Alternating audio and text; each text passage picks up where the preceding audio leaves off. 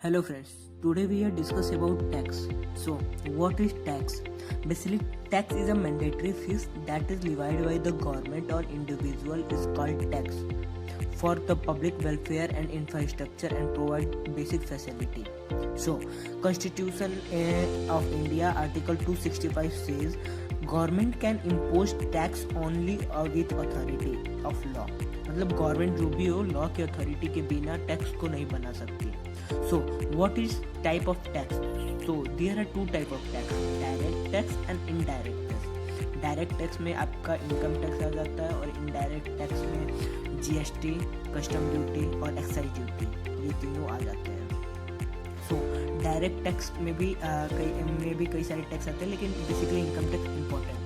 So income tax rule 1962 के according जो भी सेक्शन 295 कहता है कि इनकम टैक्स को बनाने के लिए जो रूल होते हैं वो सीबीडीटी के द्वारा बनाए जाते हैं, central board of direct tax के द्वारा बनाए जाते हैं. So what is income tax? Basically income tax किसी भी इंडिविजुअल या एंटिटी के प्रॉफिट या इनकम पे लगाया जाने वाला टैक्स इनकम टैक्स है, जिसे टैक्सेबल इनकम भी कहते हैं. सो आइए कुछ इंपॉर्टेंट फैक्ट के बारे में बात करते हैं इनकम टैक्स से.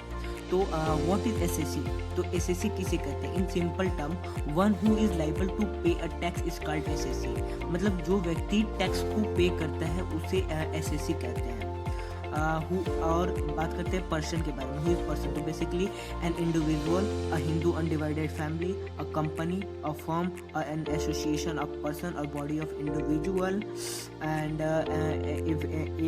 every artificial judiciary person is called a person.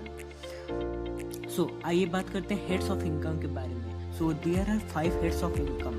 Income from salary, income from house property, income from profit and gains from business and profession, income from capital gain and income from other sources. So what is salary?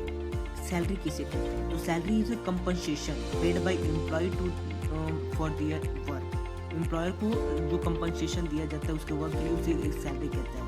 या फिर salary एक प्रकार का भत्ता है, remuneration है, जो कि पेड किया जाता है एम्प्लॉयर के द्वारा एम्प्लॉय को. सो सैलरी में कई सारी चीज़ें इंक्लूड होती हैं, जैसे gross salary, net salary, allowances, perquisites. So now we talk about residential status. को रेजिडेंशियल स्टेटस को अंडर सेक्शन 6 में कंसिडर करते हैं. तो इनकम टैक्स डिपार्टमेंट को किसी भी इंडिविजुअल या कंपनी पर टैक्स लगाने के पहले उसके रेजिडेंशियल स्टेटस का पता लगाना जरूरी होता है. तो जो रेजिडेंस होते हैं वो बेसिकली दो प्रकार के होते हैं. एक होता है ऑर्डिनरी रेजिडेंस और सेकंड जो होता है वो नॉन ऑर्डिनरी रेजिडेंस होता है. तो ऑर्डिनरी रेजिडेंस वो होते हैं जो कोई बेसिक कंडीशन और कोई एडिशनल कंडीशन को फुलफिल करते हैं, वो ऑर्डिनरी रेजिडेंस होते हैं.